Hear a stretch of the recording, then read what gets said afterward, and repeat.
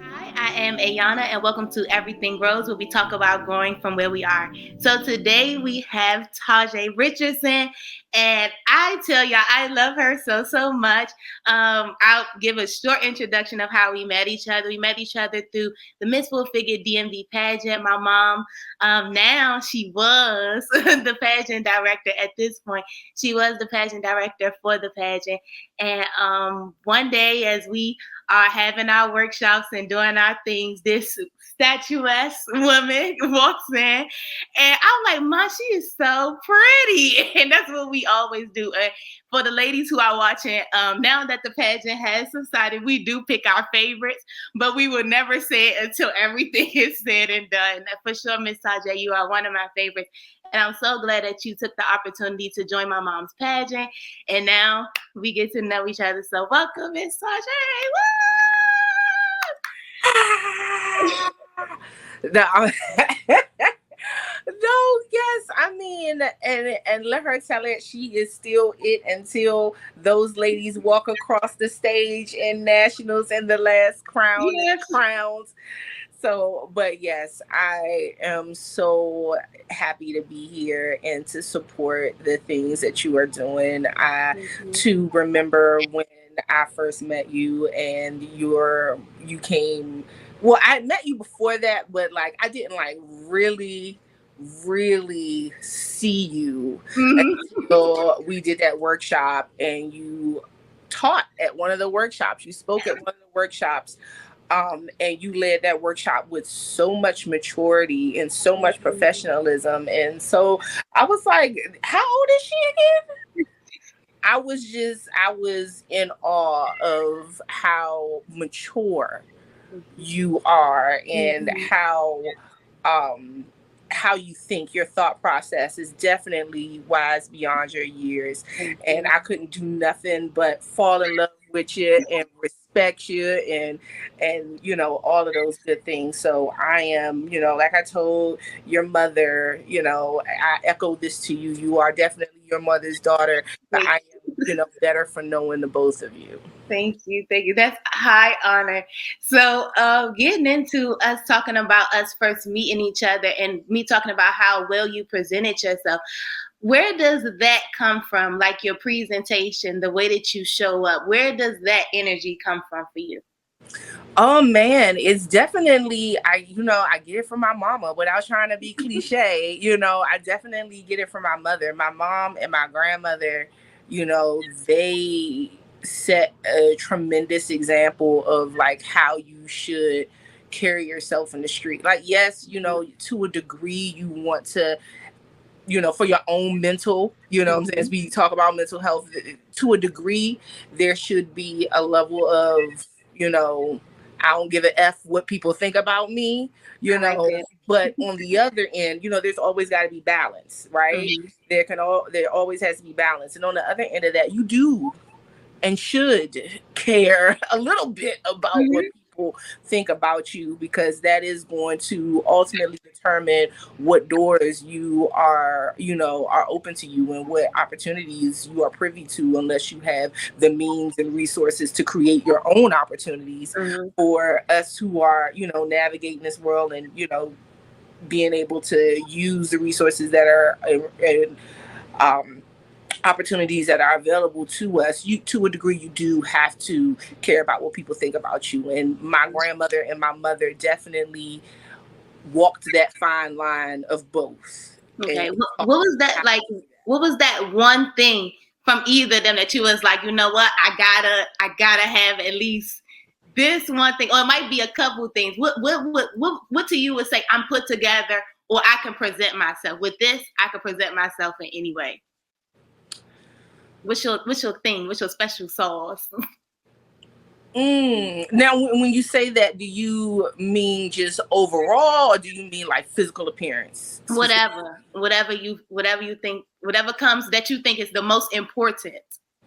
I think that the most important thing, regarding to that, would definitely be being able to, like, I have a really intense filter in before I say anything, it's probably because I'm an overthinker. I'm a Virgo, so I'm an overthinker and a perfectionist. So, and I don't ever want to be misunderstood.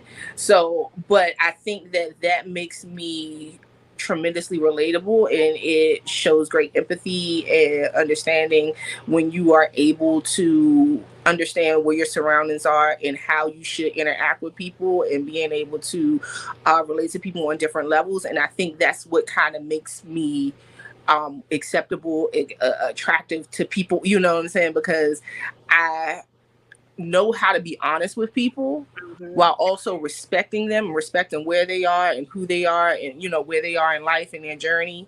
And that's something that my grandmother definitely, you know, was able to do for me, because she worked in customer service for years and worked in retail for years and always had to, and I did too. So that was something I think that helps me and could be really helpful for people as they navigate, life and careers. And Yes, being honest. And that's something that you definitely had to have with yourself, with going throughout the pageant and going through the process of the pageant. I know being in the spaces, they always emphasize the energy of you have to be transparent, you have to be yourself so that you can sell it, whatever you're selling, whether it's your outfit, whether it's your speech, whether it's just, your walk or your talk, whatever it is, you have to make sure it's true and honest to who you are so that they can receive it and give you, give you your 10. your 10. Yes.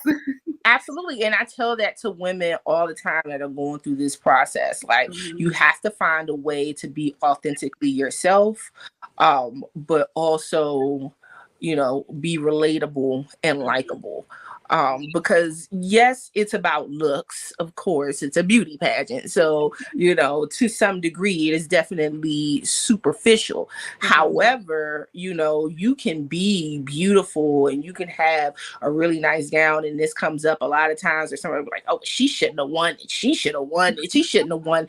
And it's like, it sometimes boils down to, were you memorable and did I like you? And you only have a very short window of time to get people to know you and to like you and to fall in love. Impression.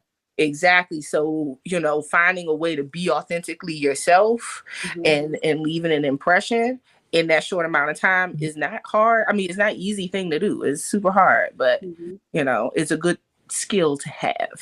Yes.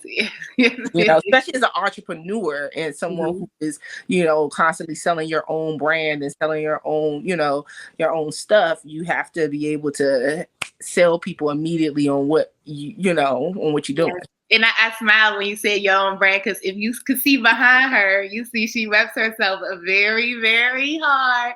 So speaking about branding and talking about Tazah the model, how did that come about? Have you always been interested in modeling, or was it something that you gotten into over time? How did that start? What was that spark? Oh, wow. So I'm going to try to keep this short because we got time. I'll try to. We want to know the story. Listen, so when I came out of school, I went to school for music education. I thought I was going to be a music teacher, and that was all I really wanted to do. I was band. I was a huge band geek. And I didn't really, I loved musical theater. I loved acting. I went to a school for performing arts. So I loved all these things, but I didn't take them seriously. And the reason why I didn't take them seriously is because I never saw a representation of myself in, this realm of entertainment, unless this person was a comic relief or was, it was never seen. Being a woman that is statuesque and full figured, you didn't, and black. Okay, you did not see unless she was the mammy or the help or the funny best friend that can't get the guy, or what I'm saying. It was never like main character energy portrayed for plus size women. So this was never even a thought for me until I saw Monique's Fat Chance. Now, this was a show that came out, I'm gonna say, a long time ago. Okay, I'm not here for years. Happened a long time ago. And so Monique, the comedian, she put out this show where she was looking for plus size women across the country to put on almost like a America's Next Top Model-esque type of reality show where they compete with various things, and at the end there's a winner. And at the end there was this woman named Sharon Quinn, who was slightly older model, still in her prime, very much so. And she wore a bald head, and when she won, I cried. I watched that show and I cried real tears, because it was the first time I'd ever seen someone who was a representation of me on TV, winning, being seen as sexy, being seen as beautiful, being seen as main character energy. And then like a month later, I saw her on BET's Rip the Runway. And that was the very first year that they had a plus size designer on the show. And she was featured as one of the models in the show. I then at that moment said, this is a sign from God that this is what I'm supposed to be doing. So I reached out to the designer. Her name was why am I forgetting her name at the moment? It'll come back to me. But she was Monique C. Monique C was the designer, and I reached out to her on MySpace. Are you taking it for real? I reached out to her on MySpace and said, hey, I saw this. I want to do this. I know this is what I'm supposed to be doing with the rest of my life. She's like, I don't book models that aren't signed to an agency. However, this is how you can get started. And so she gave me that little bit of information. Olive branch, yeah. I ran with it. I immediately looked up model castings for plus size women on MySpace, and I found this model troupe called Stilettos and Curves, and they did a show called Stilettos and Curves Up and Down. I'm sorry, it was called the Full Figure Diva Academy, and they put on a show called Stilettos and Curves, and they would tour the East. So I went to a casting in Philadelphia. It was my first casting ever. I went with my best friend. I actually failed at that casting, but I got casted for the show anyway. Because you did what was up. You was the baddest on the floor. Listen, and I started modeling with them and did a few shows with them. And long story short, 9 years later, after that, me working with that group, the director of that model group, Stills and Curves Full Figure Diva Academy, her name was Natasha Bryson. She went on to start working for BET as an event coordinator. She called me in the club, okay, one night, just randomly. I'm in the club. I've got a Long Island in my hand. I'm having a good time. And she's like, how soon can you get to New York? Can you be in New York tomorrow at 11? And I'm like, what? What? And she's like, I'm like, well, what is it for? And she was like, for BET's Rip the Runway. I was like, yes, I can. I set my drink down on the bar. I pulled my phone out. I bought me a little bus ticket to New York. I didn't even go to sleep. I went straight home. I got my stuff together. I was in New York the next day at 11, and I got cast for the very same show that inspired me to start modeling. Like, it was complete. I got chills a little bit. Full circle, you know what I'm saying? And it was the last year that BET Rip the Runway did a show. So it was just like, again, when you walking in your purpose, you just know it. It's like when those things come to you, you just know it. Like, you have to move. And it was just like, when I saw BET's Rip the Runway, it was just something in my body was like, this is what you're supposed to be doing. Yes. You're doing with your life. So I did it, and here I am today. Yes. And there's something called follow your bliss. And I'm so glad how you like just panned out your journey and explained your story, because it's literally called follow your bliss. When you get little nuggets of things that you're interested in, you have to follow them, because you never know what can come from the next seed, from the next seed, and from the next seed. And the next question I want to ask you is about networking. So what do you feel about networking? And I feel that you feel it's very important to network depending upon the way that you move. So what do you feel about networking, and how would you encourage other people to become more comfortable with networking? Oh, I'll tell you now, I still get uncomfortable sometimes. But when you realize that you are uncomfortable, that's when you know that you're in the right space. Because if you are in a space where you're comfortable, that means that you're not growing. So what I say is, and it can be intimidating, especially when you are in rooms with people who have influence and have the ability to give you an opportunity. Sometimes it can be extremely intimidating to be in those spaces.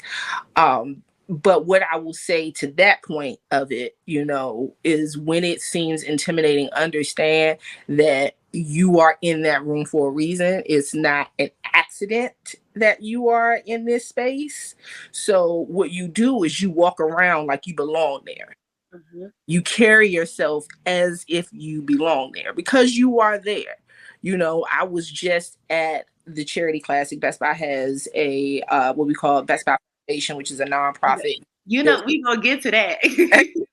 And so I was in at the charity classic. I'm in this room with all these billionaires, okay, and people thought that I was. I mean, and I'm not gonna say they thought I was somebody because I am somebody, but I'm saying like it's the way that you present yourself. Like assume that, like, who are you? Like, what do you own? And like, well, what nonprofit are you with? Because they just assumed that and I'm like, I work for Best Buy. I'm not, I help put this together. But again, you have to walk in the space like you belong there. That's number one. Number two, networking is absolutely instrumental to building your brand. If you are an entrepreneur and you are trying to build something from the ground up, your network is your net worth. And sometimes you have to, it's hard. But sometimes you have to compartmentalize the people in your life. I was literally about to ask you that.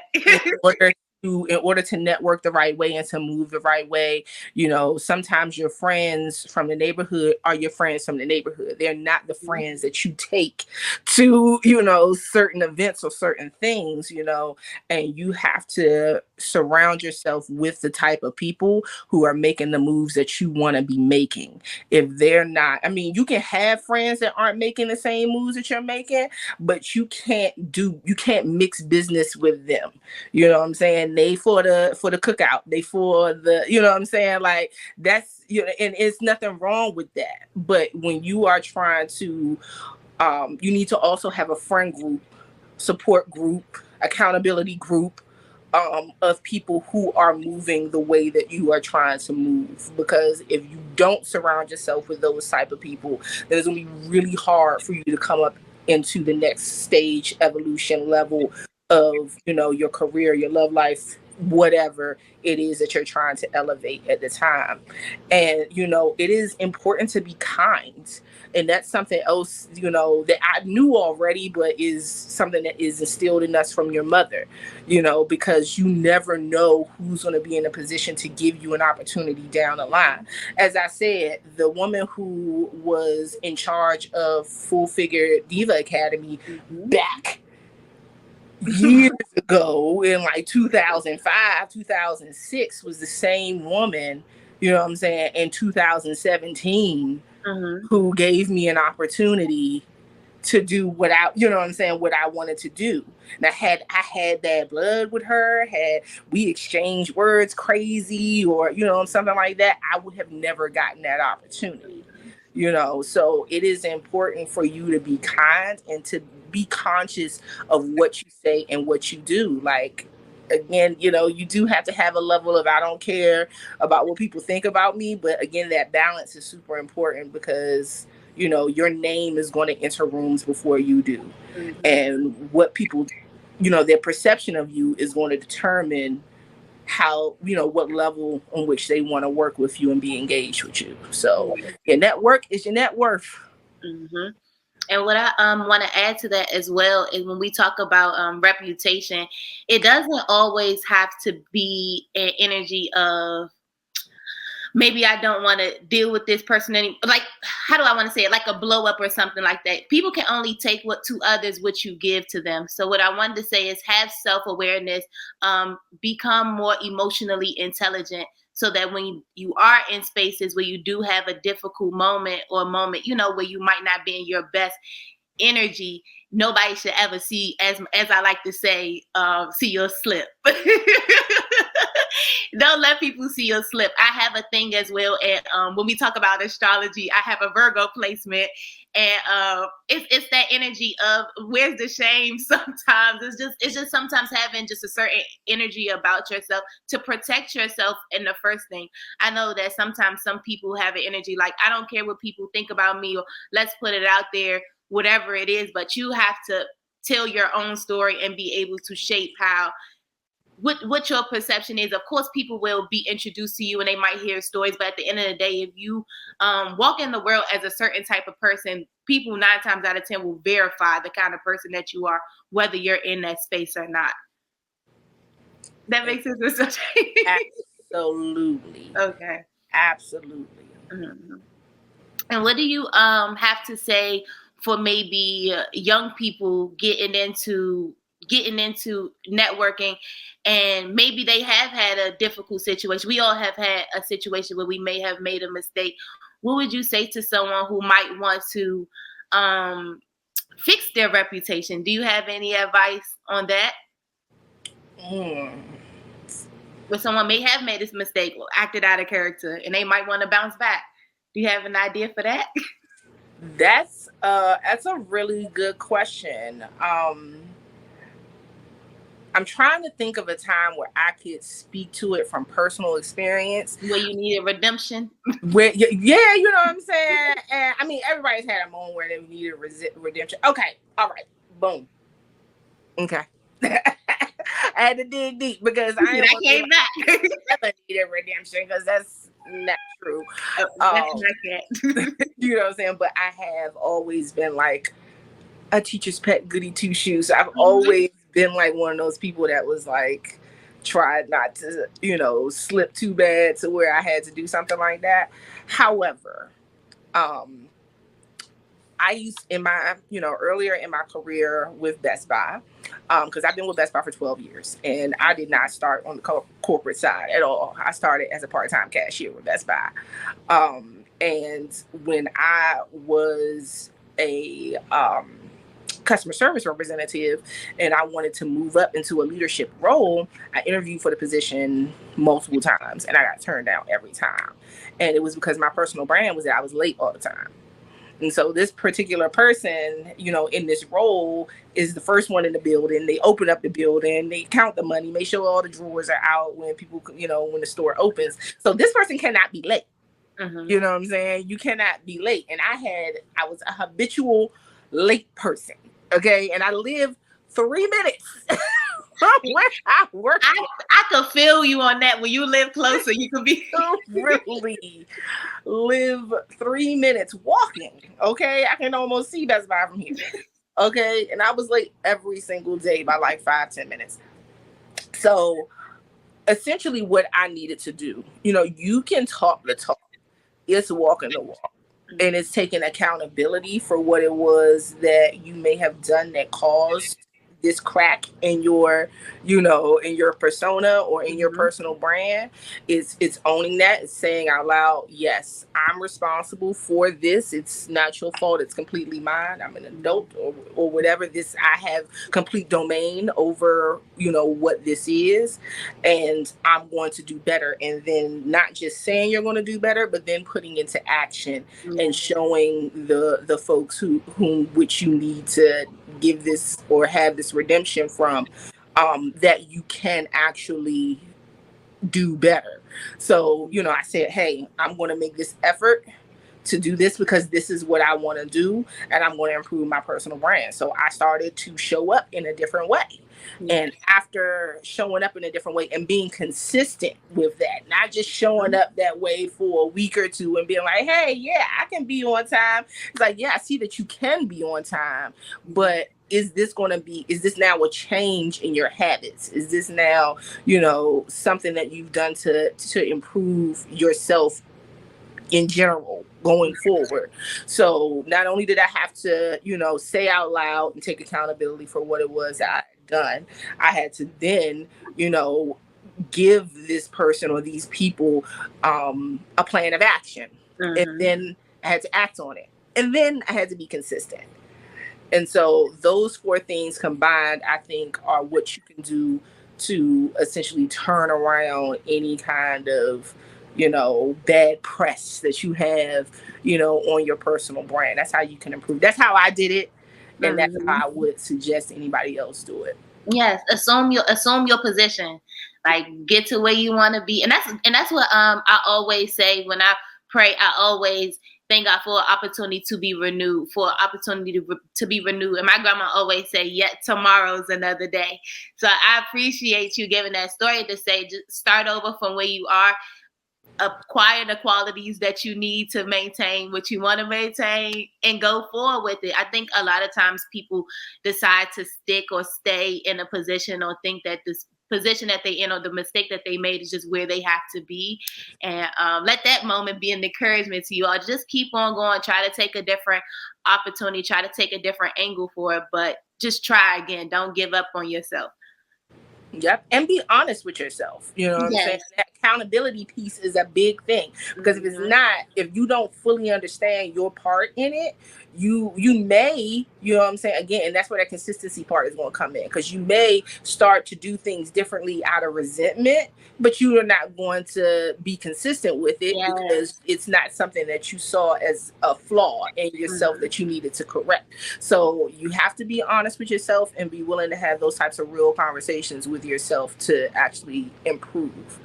Yes, I'm doing I got approved. I'll tell you about that later. But I got approved to do a conference, and my title for my session is "The Courage to Be Curious." I'm going to name this "The Courage to Be Honest." That's what I'm going to name this podcast. So, but Yep. definitely moving forward, since we've been talking about Best Buy, I do want to highlight that program. So for me, I went to FBR branch, Boys and Girls Club. Yes, you too. And we were part of that Best Buy Teen Tech Center when it first got there. So it's so crazy how the world works in full circle. Because I remember one day my mom had posted a picture. She's like, "I'm at the Boys and Girls Club with Miss Tajay, and we are talking to the teens and mentoring the teens." You know how she do. And I Yes. was like, "What?" Miss Tajay works for Boys and Girls. What, she works for Best Buy, and then she goes down. She was like, "Yeah."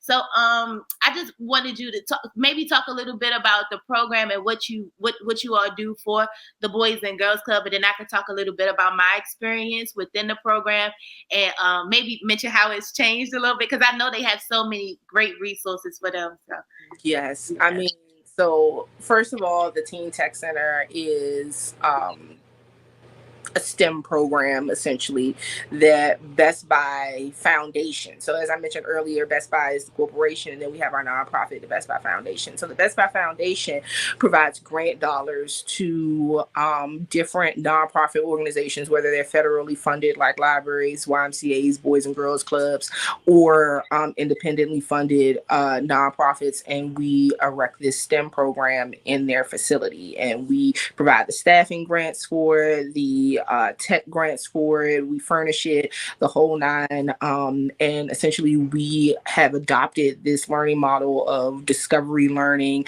and free learning for the teens, where we just provide them with the resources and the technology, and we lightly guide them Mhm. in a discovery learning environment where they can just kind of pick up and gravitate to whatever tech or programming interests them the most, and then we nurture that and let them go from it. So we've had podcasting, we've got teams that are heavy into robotics and coding, teams that are using heat presses and creating their own clothing lines. We even got a barber chair for the FBR, the DC Teen Tech Center, where we have a young man who is being mentored by a local barber, and taking the information from Microsoft workshops on AI and how to manipulate Chat GPT to learn how to market and create your own brand and business from the ground. And we're really just giving them the tools and letting them be creative with it. And so I started, again, like I said, I've been working with Best Buy for 12 years now. And once I became what we call a senior hiring and training lead, which is essentially a line level recruiter, I would go around and recruit for Best Buy. I got introduced to this work as a volunteer. So I would volunteer at the Best Buy Teen Tech Center in DC, and participate in all types of events and activations there. And so After working with them for a while, our what we call the social impact team, which is the team that oversees the operations of these teen tech centers, a position opened up. I was already networking. I was already, getting to know who I needed to know and get my personal brand out there and doing meet and greets with people on the team. So when the opportunity presented itself and the position became available, I applied and I got the role. So now I'm a relationship, what you call a relationship manager, where I manage the operations of teen tech centers all over the northeastern region of the country. And so I've been able to help with that. And they have fabulous add-on careers pathways. And so we also have internships available for corporate side and for in the field. And so we provide grants for that, and scholarship granting money for that. And it's really crazy how it's serendipitous, because I've always wanted to start my nonprofit, the Future Artists of DC, which is something that I started because, well, I was given the courage and the push to start it through pageantry. It was something I always wanted to do. But in tandem with winning, I also got this position where I'm learning about grants. I'm learning about nonprofits. I'm learning about the very work that I do with the Future Artists of DC. So it's like, when I tell you, when you're walking in your purpose, you just know it, you feel it, everything falls into place. And that's really exactly how this has been going.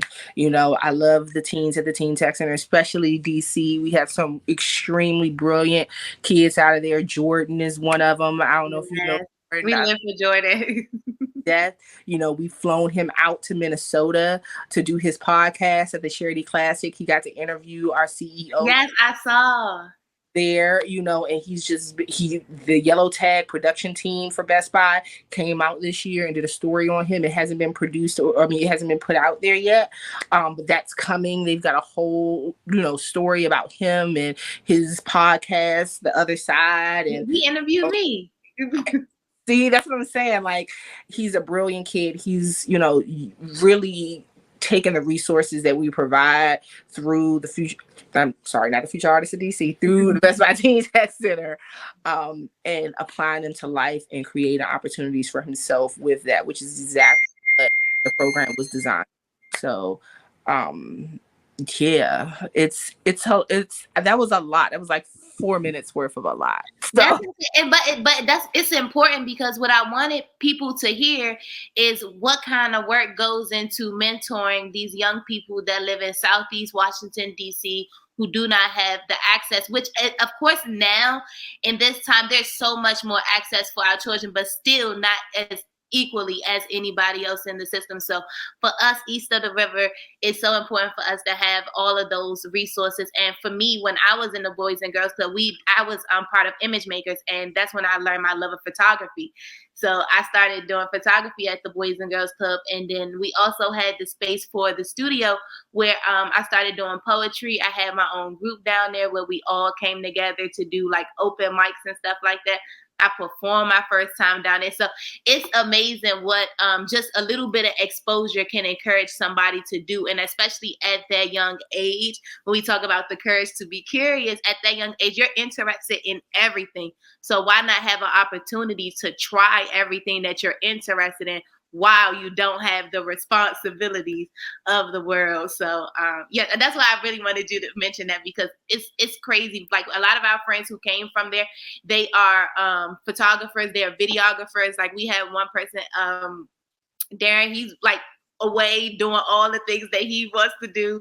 My cousin Marco, he does photography and videography. So many of them took off with their photography and videography, but now to know that they have resources to t-shirt press, so they can go into clothing lines, they could go more into visual design. They have different kind of computers down there. They have what's it called, 3D printers down there. It's so many things that they have.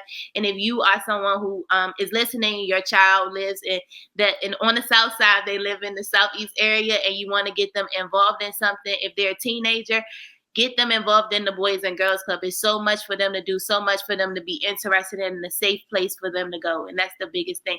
So, Ms. Tazah, from your mentorship while you've been at the Boys and Girls Club, what has been the thing that has probably like opened your eyes the most about working with them so far? Oh, that's so funny that you asked me that question, because it ties in directly with a comment that I wanted to make. And that was just that I love this title of Courage to Be Curious, because that is something that I feel that's what I've learned the most from the kids that I work with at the Teen Tech Center. Like,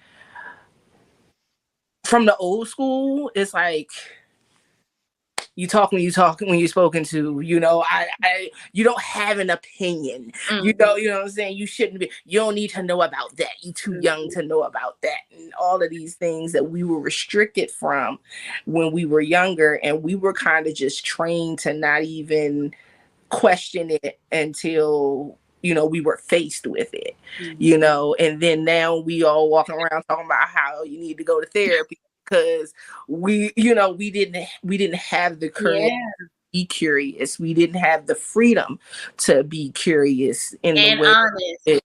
and be honest, in the ways in which you all, or I'm not gonna say you, but yeah, you all, because you younger than me by probably about 20 years, so almost.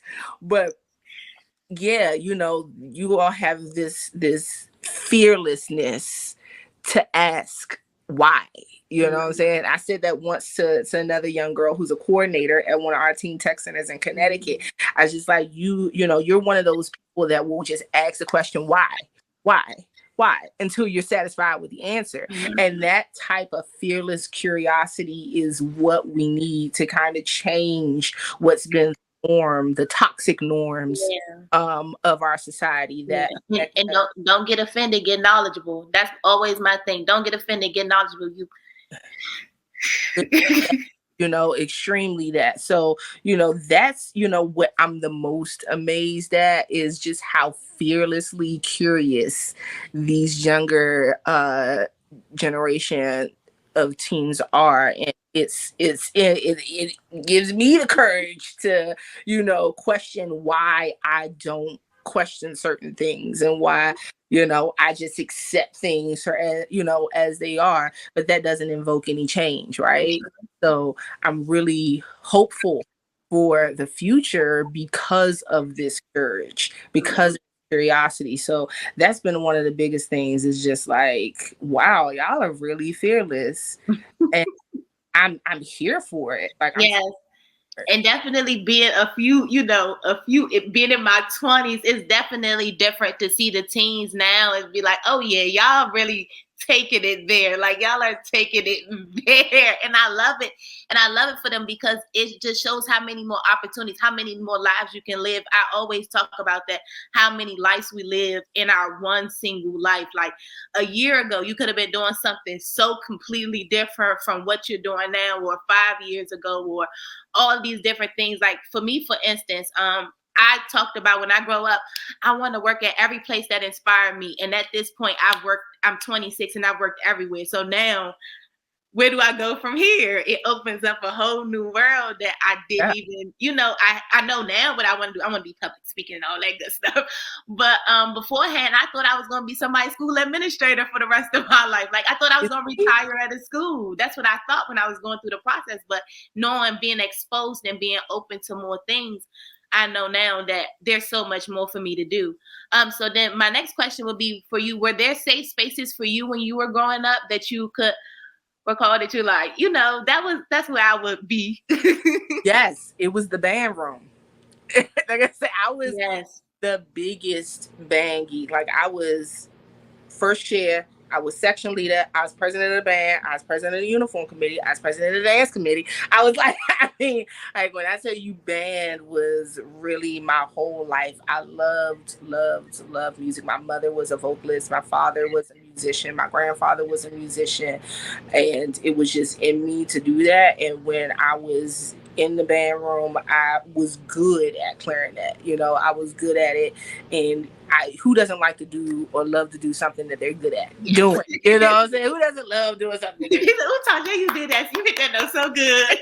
I was good at it, so I loved being there. It kept me out of trouble. It kept me, occupied. It exposed me to a life outside of Columbia Heights, and the possibilities that were available to me if I were to, commit myself to something.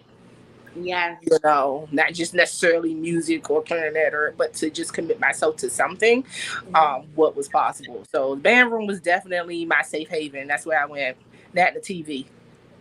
I watched a whole lot. What was your favorite show? I don't have one. I don't have one. You don't have one? I can't even say that I have one because I watch so much TV. Like I watch so much TV. Like I watch so much TV. TV watches me. Well, all this to do, how you find time? Listen, when I'm working, I let the TV just play as like my white background noise. When I go to sleep, I gotta go to sleep with the TV on. You know what I'm saying? Like so yeah. Oh, this is a funny question. If you were to have a TV show, what would it be about? Oh man, it would be a skit show. Like SNL or something. Yes, absolutely. Well, I would say more like Dave Chappelle. Okay, she said Taylor.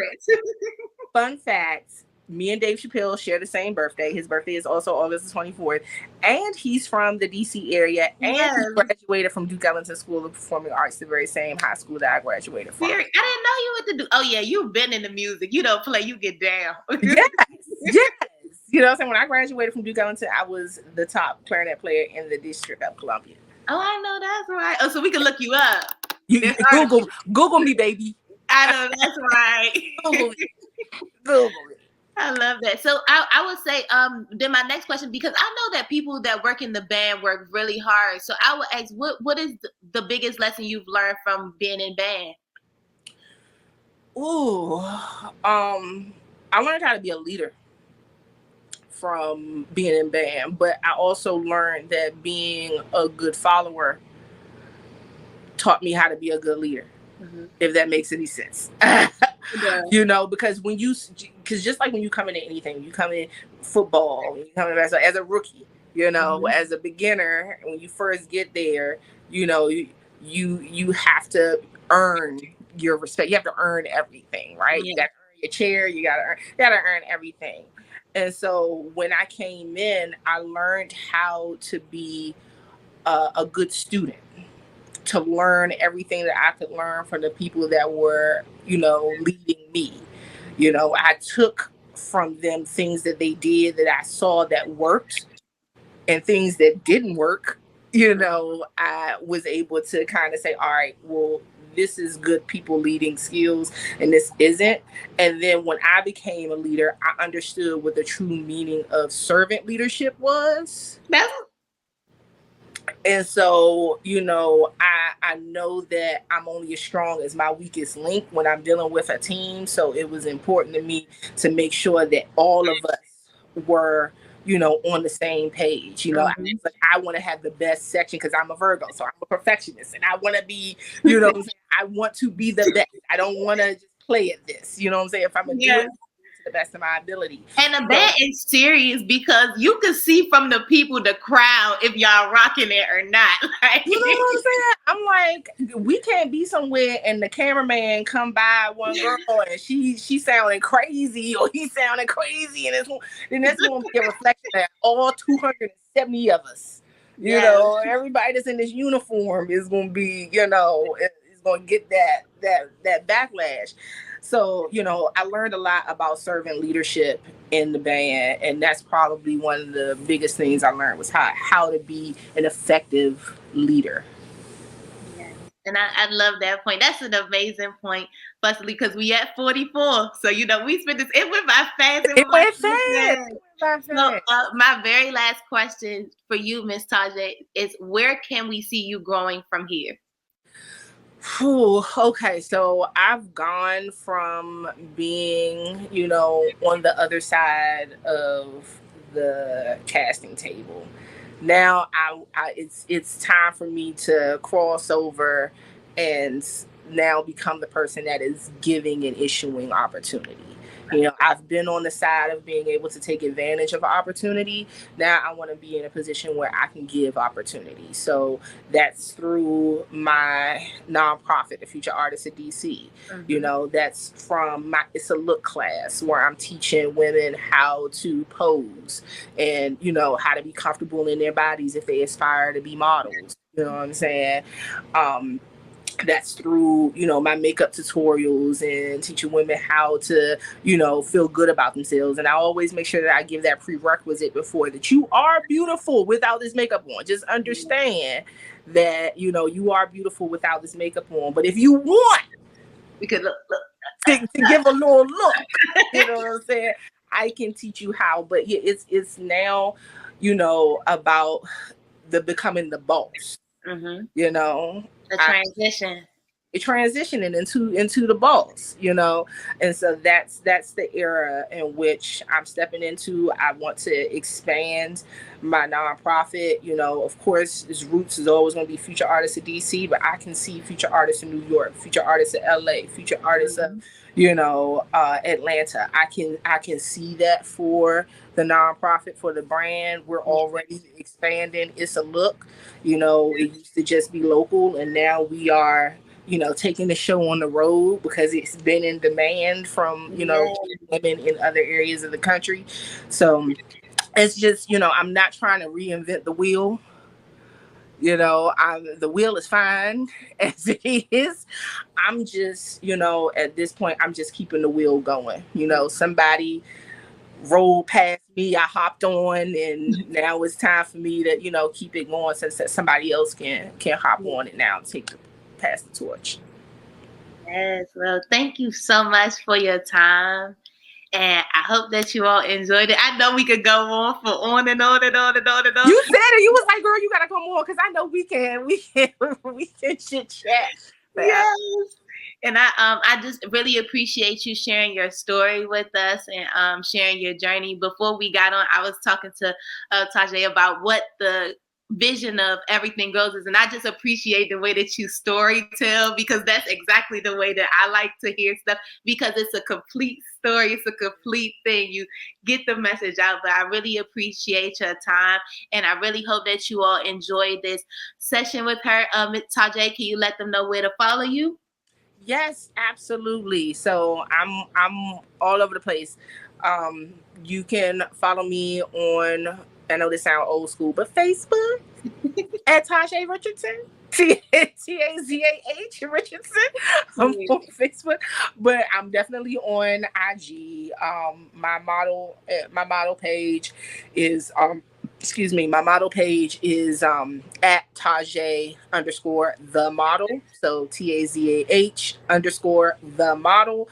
If you want to follow my makeup page, it's at MUA Tazah, MUA TAZAH. If you want to assist with our It's a Look, I'm sorry, if you want to attend our It's a Look class and find out what city we're in, it is at Issa, ISSA, Look, LOOK, period, posing class. So at Issa Look, ISSA, LOOK dot posing class on IG. And very last but not least, if you want to support the Future Artists of DC and see what events we have coming up and want to participate, maybe be a mentor, or if you want to donate to any one of the events or activations we have going on, you can follow us at the Future Artist of DC. It is artist without an S. Sorry, ARTIST. It's supposed to have an S at the end, but it doesn't. So it is the Future Artist, singular, of DC on Instagram. So those are all the places in which you can follow me. I did have a TikTok, but yeah, I lost my account and I was over. We gonna leave that alone. But I will put all of the links below to where you can find her. Of course, I wanted her to stay there for herself so y'all could hear her. But thank you so much, and I really again hope that you all enjoyed it and keep growing, friends.